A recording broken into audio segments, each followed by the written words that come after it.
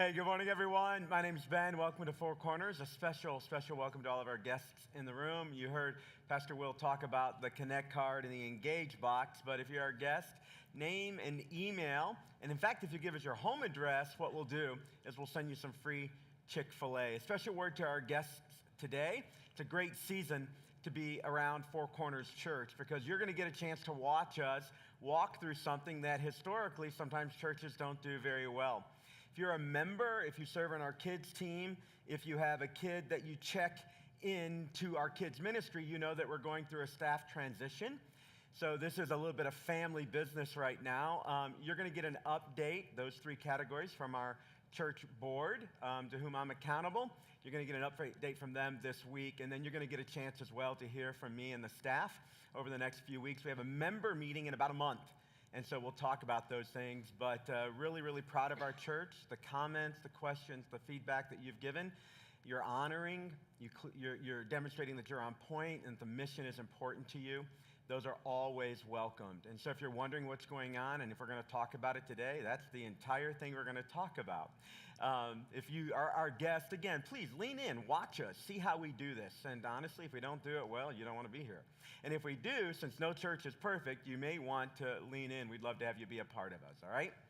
Hey, we're continuing our sermon series called Seven Churches of Asia. And I'm going to take you today to a church in ancient Turkey. The church is called Smyrna. The church of Smyrna. It's modern-day Turkey, the city of Izmir.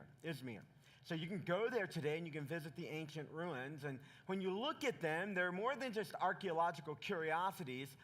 Those ancient ruins that you can visit today tell a story. They tell a story about a vibrant city. A city that was very influential in the ancient world. It's a city that had a church in it. That church had a local pastor that was put in position by a guy that you've heard of if you've been around church for any length of time. His name is John. He was one of the 12 apostles, and he was a major leader in the Christian church. And he had specific responsibility over what we now call Asia Minor, but it was Asia back in the day, around Turkey, and it was part of the Roman Empire. And there were 7 specific cities, each one having kind of a church and a leader, that John is going to write letters dictated to him by Jesus. And we find those letters in our book of the Bible called Revelation, chapter 2. If you want to go there, you can go ahead and get it in a line.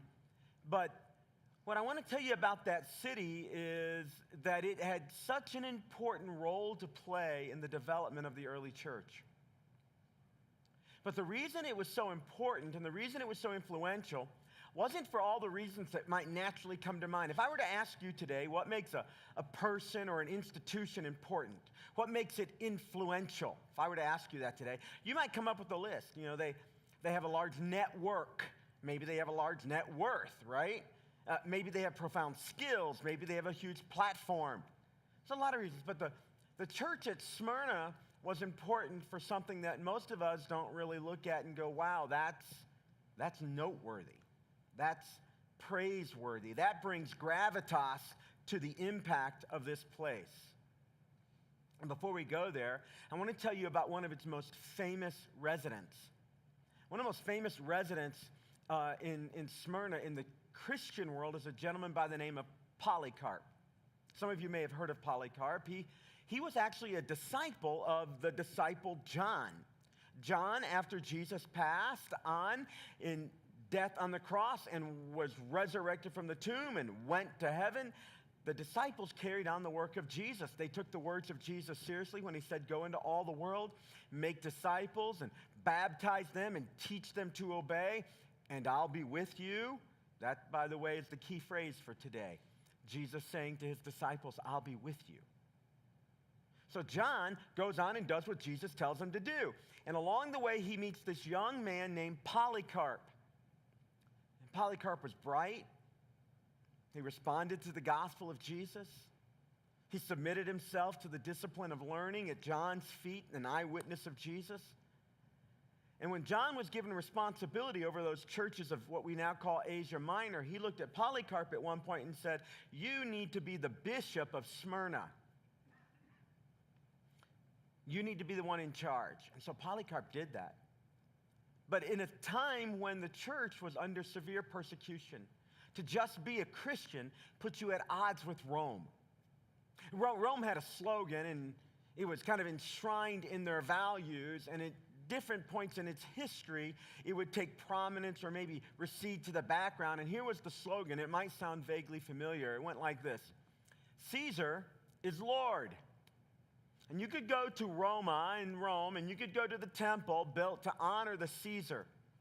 And because he had supreme power, some of them at least, because they had supreme power, they were seen almost to be deity, and they were in fact worshiped. There would be statues of the current Caesar there, and people would come and bring their gifts, their offerings, and they would burn them in front of the statue. They'd make prayers. And the idea was, minimally, if this guy is so powerful, he has the favor of the gods, and perhaps he is a god.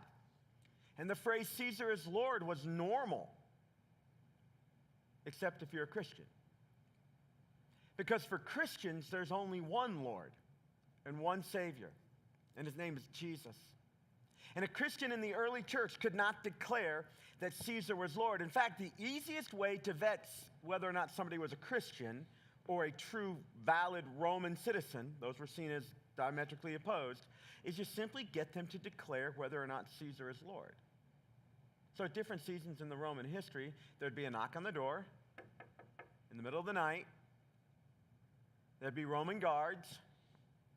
You are suspected of conspiring against the empire as a member of the underground cult, the Christians, who, by the way, eat human flesh and drink human blood. That's what it was said of the Christians. You know why? Because we take communion. This is my body. This is my blood. They have no allegiance to Rome because in their services it's declared that Jesus is Lord. So, here we are. We can go away tonight and you and your family can be safe. All you have to declare is, Caesar is Lord. And many wouldn't do it. They'd be brought out into the streets, beaten, or they'd grab one of the kids and beat the kid and hope that the parents would. It didn't really work for the Roman agenda. In fact, it made the church stronger and stronger and stronger. And that's what happened at Smyrna. Polycarp, who's leading the church there, at one point in about AD 155, he's pulled away from his role of serving and he's brought to Rome. And he stands trial for leading insurrection against the Roman government. And they tie him to a stake. And they say, you're an old man. You're an old man. He's at least 86 years old, perhaps older. He's an old man. They say, for the sake of your age and for your dignity, just declare Caesar is Lord. And Polycarp says, for 86 years, he has never failed me. How can I ever blaspheme my king? And when he said my king, they had all that they needed.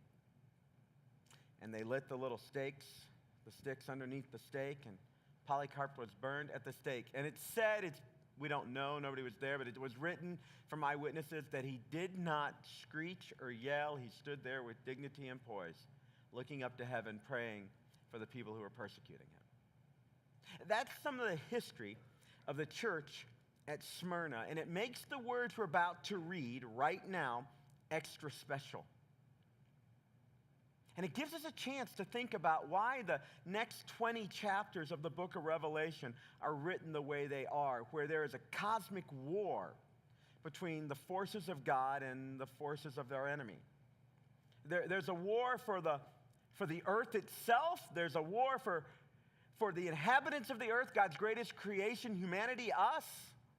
And there's a war for some ultimate battle between right and wrong, light and dark, God and evil.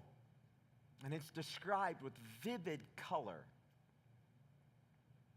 Sometimes people ask me, Ben, when are we going to get to that stuff in the book of Revelation? And I have opinions about all that, and we'll touch on some of that over the next few weeks as we look at chapter 2 and 3. But here's what I would say right now today we're going to discover with the Smyrna church. If you were to ask the church at Smyrna, when does the Great Tribulation begin? Back in the day, they'd have said, what do you mean? We're in it right now. We're going through it right now. I mean, people are literally getting their heads chopped off. Literally. If you were to ask the church at Smyrna, historically, when has great tribulation fallen upon the church? One of those things that the book of Revelation talks about and people argue about. They'd have said, there's never really been a day it hasn't been true for us. In fact, you could go to places in the world right now, and if you were to ask Christians today, when do you see the great tribulation that the Bible talks about, it's hinted at in Revelation, happening? They'd say, what do you mean? We're in it right now. Like in detail, the images in the book of Revelation, that's our reality. We live in America. I'm assuming most of you, unless you're a guest, if you are, welcome to our country. We hope you enjoy it. But most of us live in America, and the idea of persecution and tribulation, it's a little foreign to most of us. It's been foreign to me most of my ministry. I've been doing this for 30 years, but a few years ago, I got up close and personal to some of it. It's 2009, and I get a phone call from a high school friend telling me about a mutual high school friend who happened to live literally on my block. We literally played Atari 2600 together almost every day. And touch football that typically turned to tackle, which typically turned to a fight, and you were mad for a day, and you went back the next day and did it all over again.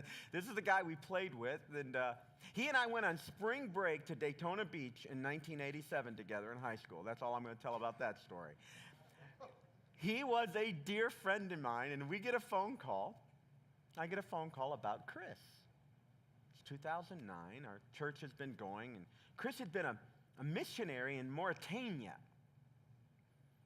And in fact, Jill and I had been supporting him and his wife as they ran a little education center in the middle of the town for women who were getting out of prison for serious crimes like not respecting authority, looking a man in the eye, going out with their ankles and elbows and wrists showing, literally. I'm not trying to be, so that's why they were in jail. So they'd get out, and many of them had been divorced, cast away from their husbands, and they had no skills. So Chris set up a little computer shop to teach them how to type, a little sewing shop, teach them how to sew, and gave them the ability to earn some money. And by the way, while he did that sort of thing, he talked to them about you-know-who. The problem with Mauritania is you're not allowed to do that. But Chris did it. He did it a lot, and women's lives were changed, entire families were changed. They had the fastest internet connection in all of that country, and they were given awards by local government for their educational programs and rehabilitation. But at the end of the day, Chris talked about Jesus. So I get this phone call, and a buddy of mine who we used to hang out with says, "Did you hear about Chris?" And I said, "No." He said, "Yesterday, Chris was shot and killed in the streets of Mauritania." It's like, no way. He's like, "Yeah, it's all over CNN." So sure enough, I go, Google it, there he is. There's a picture of my buddy laying there with a blanket over him, but I know him, I can tell it's him. And he was coming out of his learning center, and some extremists decided they were done with him talking about Jesus. And they put him down. And over the next month or so, as his family made its way back, and they worked with the government to get the body, I remember going to the funeral in my hometown and coming face to face with modern persecution. Ever since then, it's been one of those things I've paid attention to. I don't know if you know this or not, but we have brothers and sisters around the globe today that are going through incredible pain. I'll name some countries: Iran, Iraq, Syria.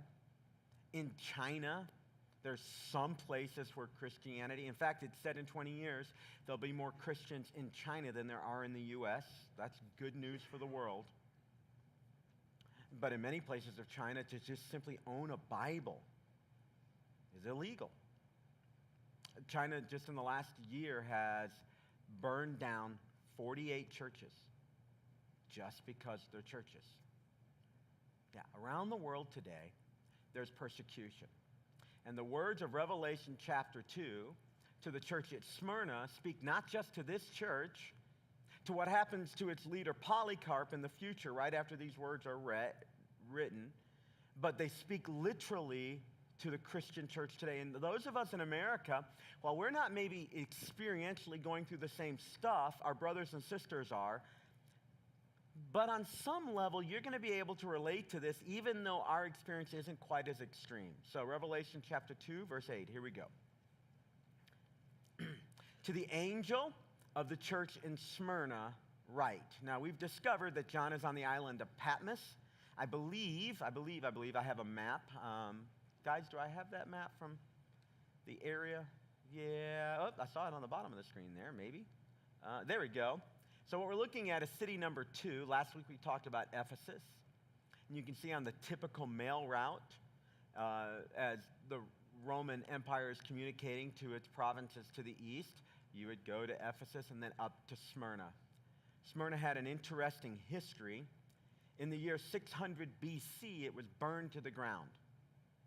It sits on a bit of a hill, and so there were charred remains for several hundred years. But in 290 BC, the city was rebuilt, more beautiful than ever, and all the buildings that faced the sea were covered with marble. In fact, if the sun would hit just right, if you were on a boat in the Mediterranean Sea or the Aegean Sea, if the sun would hit just right, it would sparkle off those buildings in Smyrna, and from 290 on, it shined very bright, like here's a phrase, city on a hill, lit well.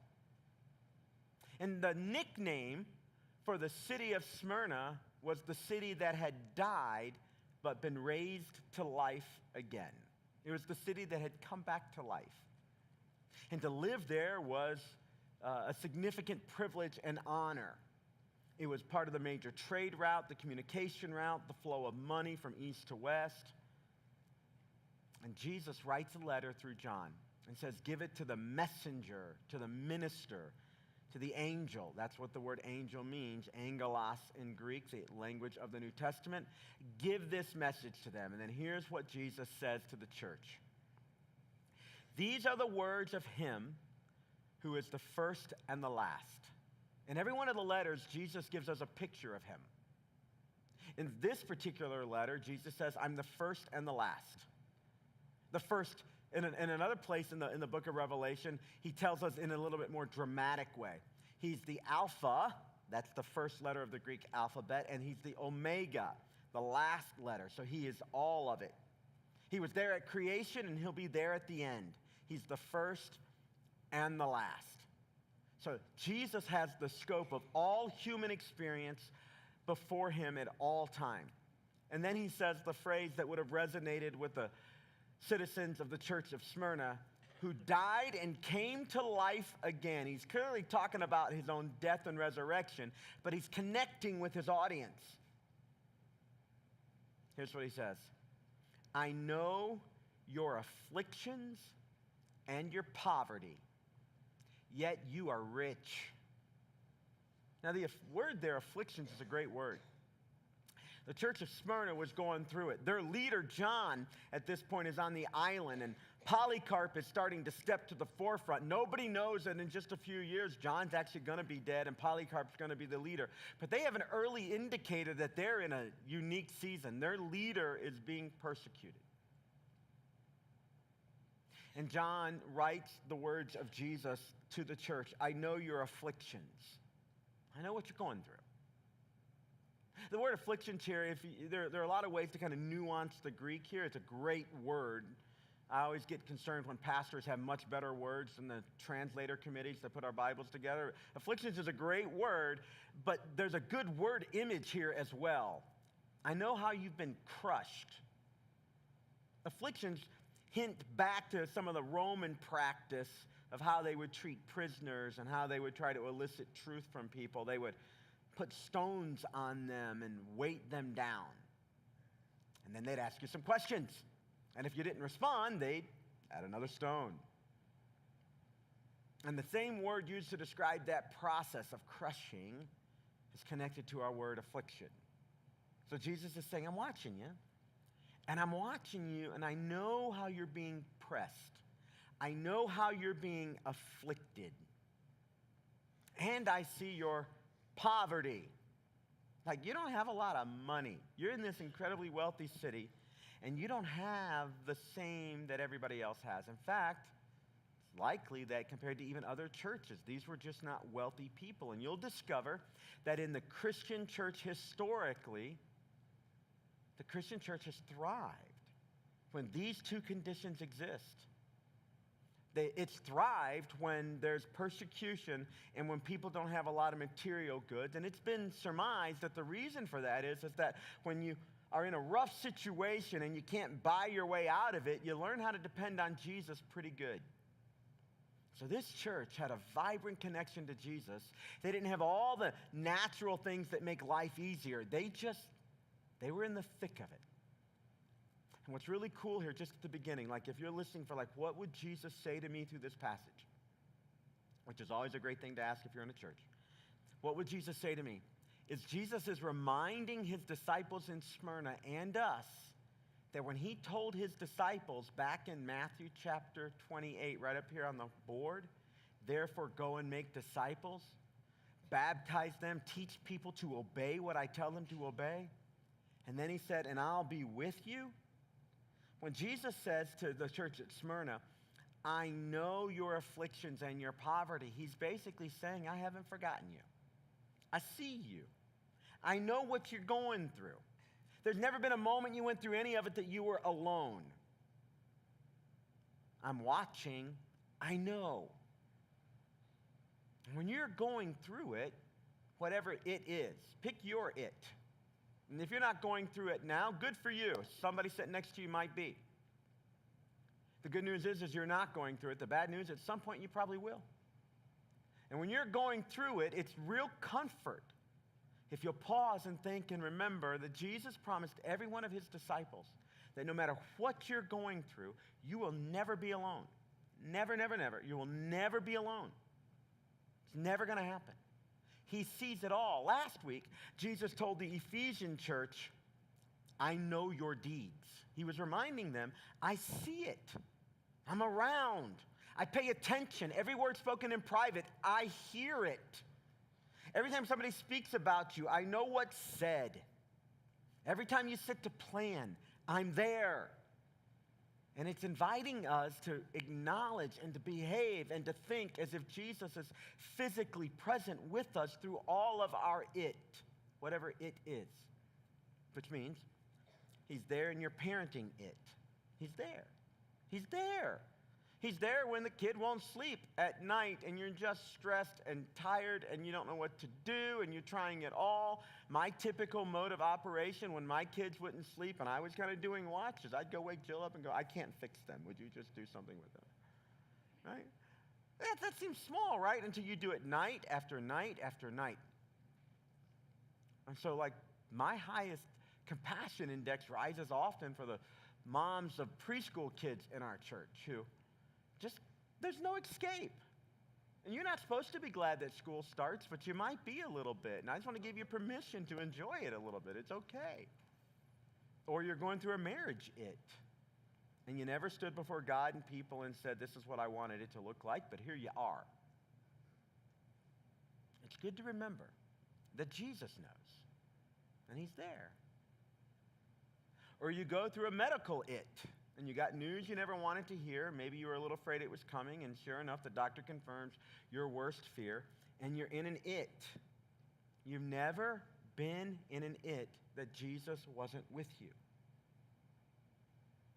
And the words he's going to give to the church at Smyrna are not just for the church at Smyrna in some historical context, although they are for all of us today. And they tell us what Jesus values and what's important to him. I know your afflictions, and I know your poverty. I know what you lack. I know what you lack. Have you ever had an I just can't even moment? Like there's something going on, and I just can't even, which is shorthand for I can't even. That's what that means. I don't even know what to do. I don't have what it takes to do the thing that I'm at. Jesus says, I know your press. And I know your lack that makes it impossible for you by your own strength to do the thing you want to get done, that needs to get done, that's important. He knows it. And then he says, well, look here. Yet you are rich you're rich. Somehow, the Smyrna church had been able to be pressed and broke and rich. I want to tell you, that's something that's not possible just for them. This is the possibility for every follower of Jesus. And maybe it's not money, but whatever you lack that you don't have, it's still possible to be rich in it because Jesus is with you. And whatever press you're going through, it's still possible to feel like you're living a luxurious life. But you're going to have to get in the mindset of the church at Smyrna. Most of the churches that Jesus writes letters to, the 7 here, they get a picture of Jesus, we're getting that. They get some evaluation of their job. They get a job review. They're going to get some of that. All right, you're going through it, but you're rich. You're handling it well. We're going to talk about how in just a minute, but you're handling it well. And then almost every other one, Jesus says, good job, good job, good job, not good job. Not here. They only get positive review. He offers them not one bit of constructive feedback. They're doing it so well. They're living in that pressed place. They don't have all that they need, and they're doing it so well. This church becomes for us, if you'll let me just press it a little bit, kind of a shining example. As we're on the seas of life, looking out to say, where do we see this church becomes for us a shining example. It glistens, as it were, for us to look at and investigate. Now, what kinds of things were they going through? Here's what our Bible says. I know about the slander of those who say they're Jews and are not, but are a synagogue of Satan. Now, little historical context. Most of the early Christians were Jewish, and so most of the early churches in all the cities, even outside of Jerusalem, were started by Jewish people, because all the early Christians were, who would go to these cities, and the only thing they knew to do often was to go to the synagogue and stand in the courts of the synagogue and start talking about Jesus. They had shared history and culture and language and custom as the people who were gathering there, even though they didn't know each other. And they'd get there, and that affinity of being a select small group of people in a larger metropolitan area gave them common ground to talk about, and the conversation typically would go to Jesus quickly. So in that city of Smyrna, there were people who were part of the synagogue.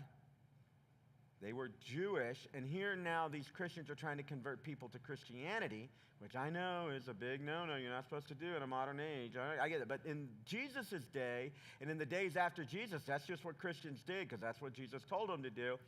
And what was happening was this other group over here was just really angry at them and making things hard for them. And they're trying to act like a synagogue, but here Jesus says they're really not a synagogue. They're really a synagogue of Satan. That's like bad. And so I know that there are people who are slandering you. They say they're true Jews, but they're really not. And then he says, do not be afraid of what you are, and nobody wants to hear these words, what you're about to suffer. What if Jesus came to you like 30 minutes after you committed your life to Jesus and said, hey, Bob, love you, man. Great decision today. Let's go ahead and get baptized, but just want to put something in your head. Do not be afraid. You'd be like, awesome. But then you realize you interrupted him. He's like, no. Don't be afraid of what you're about to suffer. All right, bro, go ahead. I'll be with you at baptism. What if Jesus did something like that? That would not be an experience any of us would want. But that's exactly what Smyrna goes through here. Jesus says, here I am. I'm the first and last. I see it all. So when I look at it all, here's the future for you. You're about to go through it.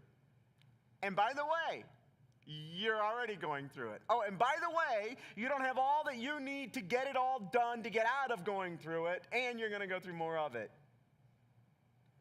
This is not encouraging. This is not the kind of news anybody wants to have. Let's keep reading. I tell you, the devil will put some of you in prison to test you. Oh, this is good. Just keep bringing it. And you'll suffer persecution for 10 days. Now, this is where Revelation gets a little complicated, because does 10 days mean 10 days? Because it says 10 days. Right? Or does 10 days, because 10 days, I can almost hang by my fingernails for 10 days. I mean, if I had to, I could do something. But The problem is in the book of Revelation, numbers take special meaning. And so 10 days typically means there's going to be a season of completion. It ain't going to be done till it's complete. It ain't going to be a week. We're going to go well into the next. So the image of 10 days means there's going to be a time that you're going to go through this. So when the early readers who understood some of this imagery, because they used that kind of language often, read the phrase 10 days, what they heard was, this is going to last a while. All right? Then Jesus says to the church, be faithful, even to the point of death, and I'll give you life as a victor's crown. You know what that victor's crown is. That's the thing that even today at the modern Olympics, on occasion, they'll put a laurel wreath on the supreme athlete of the games. That was common experience for every Roman citizen. At all the games, the victor wears the crown. And then Jesus says, whoever has ears to hear, let them hear what the Spirit has to say to the churches. The one who is victorious will not be hurt at all by the second death. Jesus had just said, you're going to die, but if you do this well, the second death isn't going to get you. And sometimes that language gets lost on us, so just a little context before we unpack. The second death, biblically speaking, is not when you breathe your last breath. The second death will not happen to everyone. The second death happens to people who breathe their last breath, death number 1, and then go and spend eternity without God, death number 2. Jesus says if you do this well, you may have death number 1. In fact, everybody's going to have death number 1. But you're not going to have death number 2. So you get a big reward. That's what Jesus says. Now in your message notes, let me give you a few statements here. Number 1.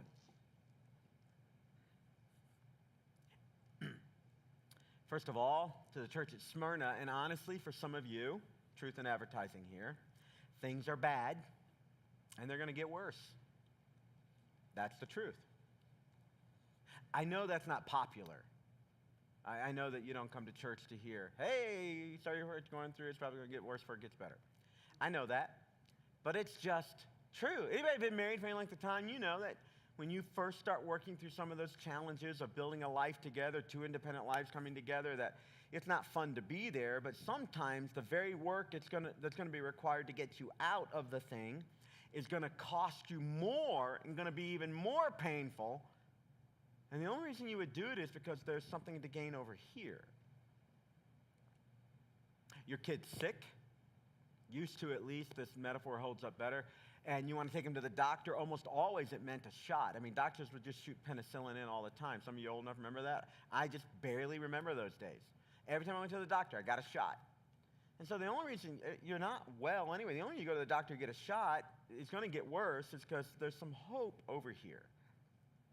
When Jesus writes to the church at Smyrna, and honestly to a lot of Christians today around the globe, and maybe even to some of us in this room right now, the situation you're in isn't awesome, and it isn't going to get better right away. So what do you do with that? What do you do if you find yourself in a bit of a Smyrna kind of reality? And I almost hesitate to say that because none of us are getting the knock at night saying, declared Caesar. We're not, that's not. None of us are getting pulled out of the street like my buddy Chris getting shot. Very few of us feel the pressure of owning a Bible and how that's illegal and we got to keep it hidden. So I almost hate to even say that, but it's fair to say that in our own way, some of us are there. Next blank. Tribulation for our faith is not something many of us have seen directly. So even some of the language here is elusive. Most of us in this room will not go to prison for our faith. I don't want to be a doomsday prophet in any way at all, but who knows what's going to happen historically if Jesus does not return for years? Who knows what will happen in our part of the world? It certainly is true in other parts. But next blank, tribulation for your faithfulness is something you will likely experience. You may not get tribulation for your faith pure and simple. You're a Christian, you can't get hired. You're a Christian, you're going to jail. You're a Christian, we're freezing your assets. That happens around the world. It may not happen to you. But almost every Christian will experience some kind of tribulation, challenge, affliction, or pressing if you try to be faithful. Not just the raw, are you a Christian, but how do you live your Christian life? If you commit to that, you are likely to experience the press, the crush. And when you do, it's likely you do not have all the resources to simply pull yourself up and make it go away. Not likely to happen. So here's what I'm trying to say, next blank. You will be tested. The testimony of the Smyrna church was they were tested. And when Jesus evaluated them, they were killing it. They were literally doing the best you could do with it. But every Christian gets tested. You know this, right? I mean, when you gave your life to Jesus, maybe it wasn't explained to you. But you were encouraged, I hope, to read the Bible. And in the Bible, Jesus said to every one of his followers, in this world you will have, do you remember the next word? Trouble. Giving your life to Jesus does not elevate you to a plane where the brokenness of this world or the brokenness of other people doesn't touch you. And it doesn't elevate you to a plane where your own brokenness doesn't make difficulty for you. No. What it does is it elevates you to a place that no matter what's going on in your life, Jesus is with you. That's the difference. You don't have to go living on in a broken world alone.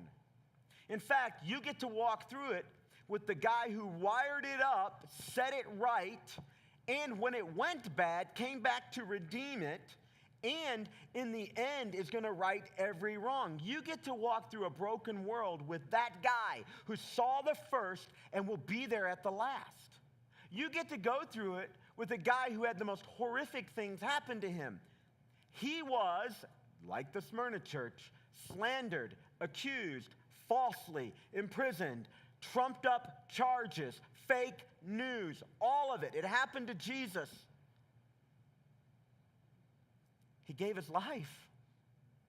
But as he reminded the Smyrna church, but I came back to life. You get to go through life with that guy. And according to the impact of this passage, this is the raw impact here, is that if you understand who it is you get to do life with, almost anything you face in life is okay. Now, I'll be honest. I'm preaching that truth. I ain't feeling that truth. I know you're not preachers, but do you ever have to preach to yourself stuff? If you don't, I want to encourage you to do it. Stuff you know to be true, but you don't feel it. I'm going to give you a simple one. When I was a teenager, I had $5 in my pocket. Here's the truth I knew. Save the money, be better. That's the truth I knew, but it wasn't the truth I was feeling. The truth I was feeling was, I got $5. I'm rich. And I know today that's not rich. I get it. So for those of you that are, imagine you have $100 in your pocket. I'm always impressed with how much money my kids have. I'm like, where did that come from? And my granddad, I'm like, God, I got to call that guy. You're going, anyway. So imagine you got this reality and you know what to do, but you ain't feeling it. Truth is for all of us, as followers of Jesus, there are going to be moments in life when you're in a place and you know what the truth is. Stick it out. Have that conversation with my wife. Engage. Listen to her. Press through. Guard my words. Apologize. Take responsibility. You know what you need to do, but you don't feel it. Am I right? I'm the only one. You're going to let me hang out here by myself? I'm the only one? So in a moment like that, this is when you break open the book of Revelation and you turn to the chapter on Smyrna and you read and you're reminded that you're not going through it alone. And if you're going through it with him, the one who's the first and the last, the one who was dead but is alive, you have the ability to press through. You have the ability to press through because he's with you. You're going to be tested. Let me give you 5 ways that the Smyrna church was tested. They had actual tribulation. They were under pressure as they tried to live out their faith. Just the raw act of living out their faith created conflict for them. And in small and big ways, that will happen to you. Try to live out your faith of integrity in the marketplace, and on occasion, it isn't going to go as easy for you than if you would slide a few things here and there. That's just your faithfulness creating for you a little bit of a harder road to walk.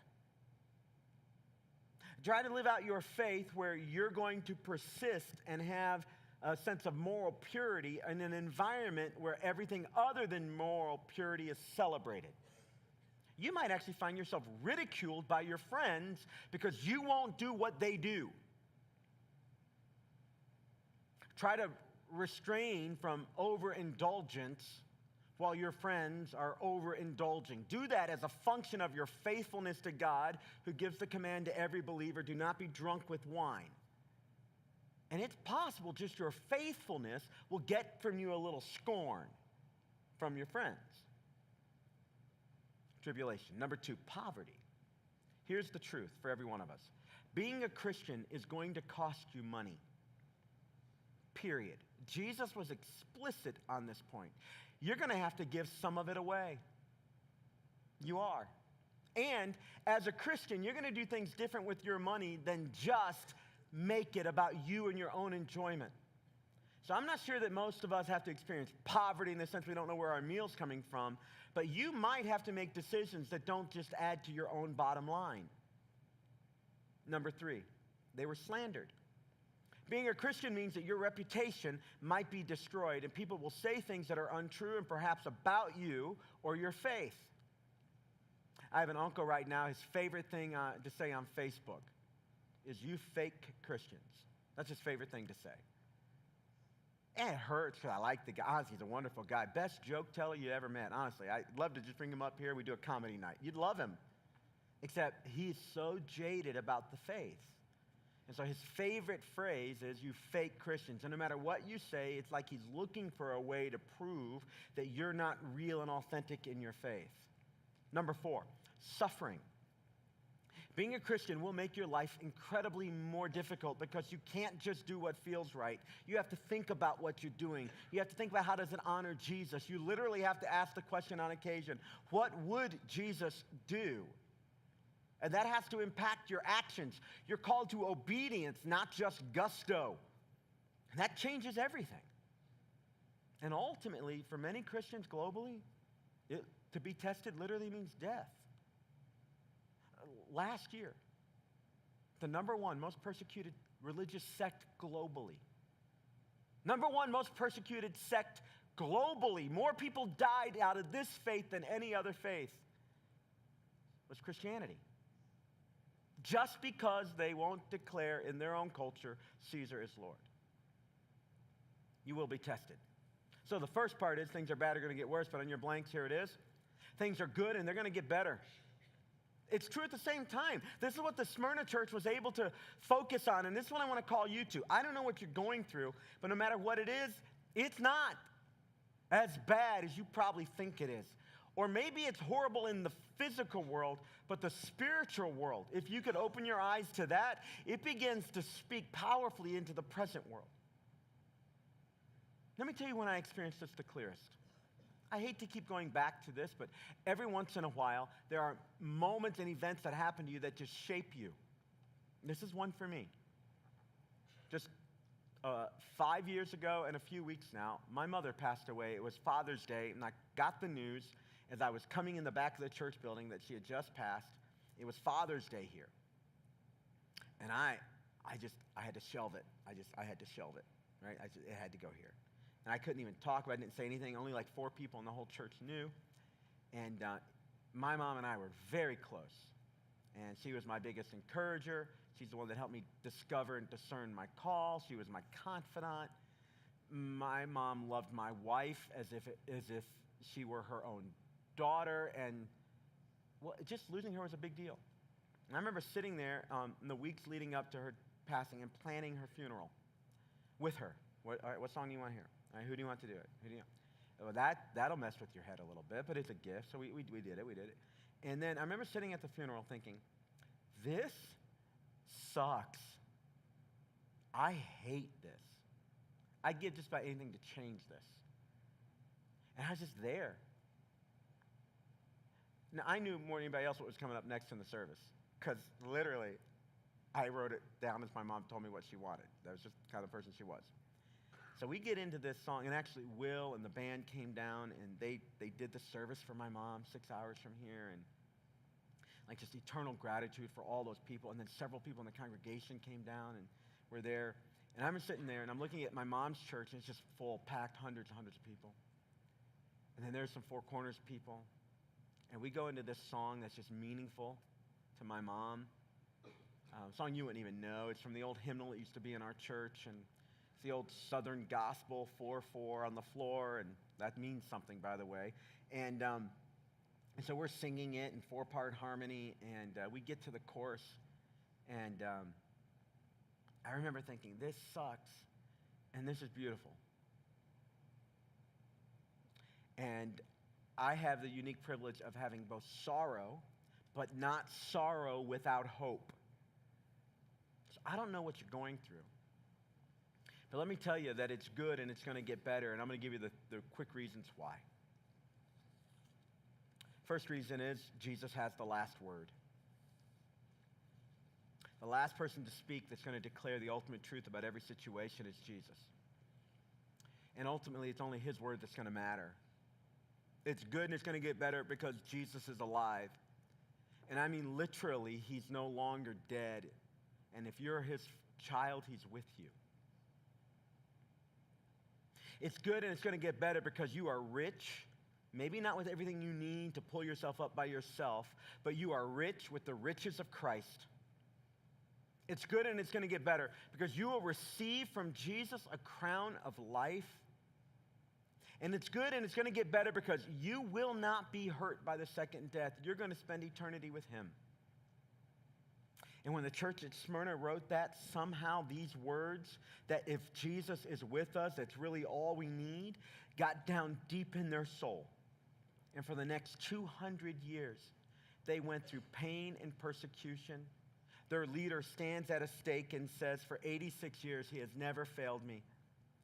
How could I blaspheme my king? And he gave it up. And I want to tell you something. I don't know how profound it sounds to you yet, but think on this. If you will get a strong and profound picture of Jesus and the fact that he is with you, no matter what you're going through, no matter whether you can control it or not, you will be fine. You will. You will be fine. Why don't you grab out your Connect card? And let's take a few steps, all right?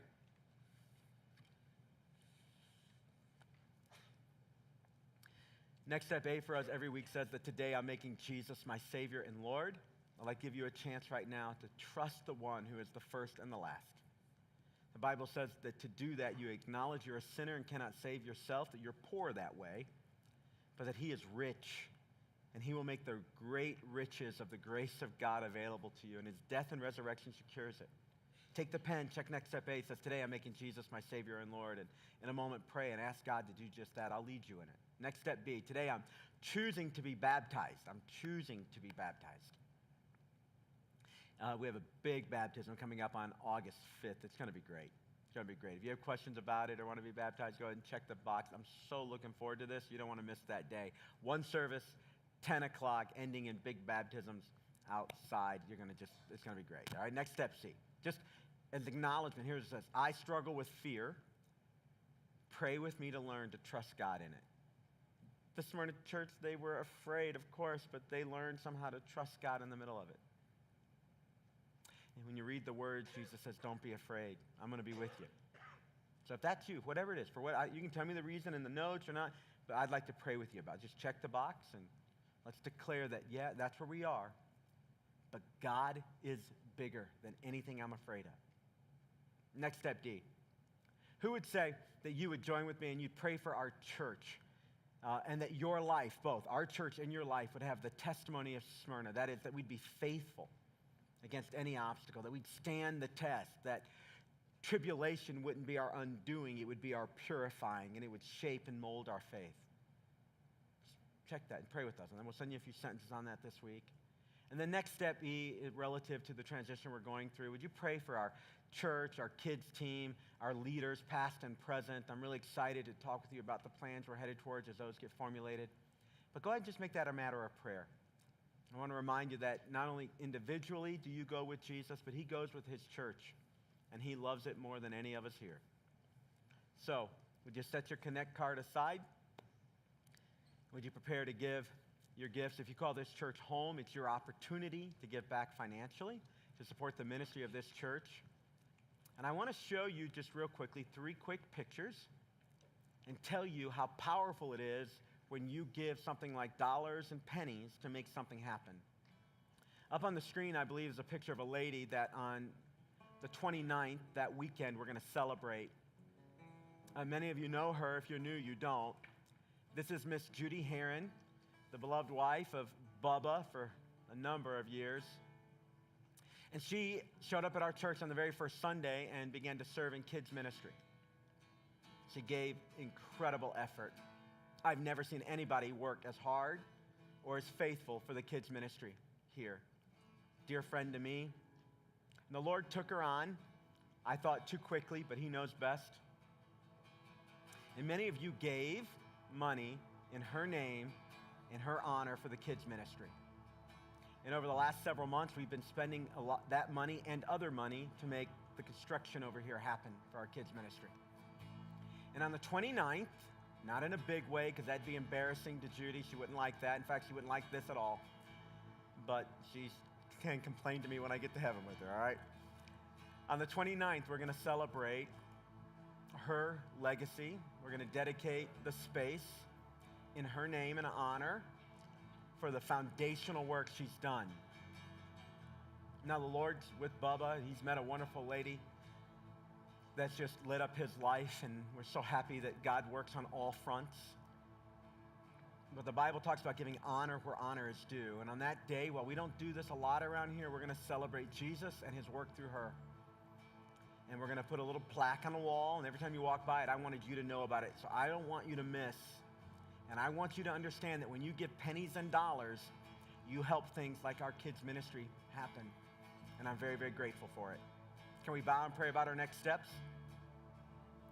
Father, I want to thank you that you are always with us. We're never alone. No matter what we go through, you're there. And you love us. I pray, Father, that like the church at Smyrna, just the simple realization that you're with us would give us comfort and peace. No matter what our it is, no matter what we're going through. Father, I pray that you would take our next steps and our offering that we're about to give, and you would multiply the impact. Our steps in our lives, the offering for your kingdom. We want to honor you. We want our testing to become our testimony. Do what you're doing in our lives, Father. Help us to have our confidence in you. I pray for those men and women that are declaring, Jesus, wash away my sins. I trust your work on the cross. I believe in the empty tomb. And I trust in you alone for my salvation. We give it to you. We pray it all in the strong name of Jesus. Amen and amen.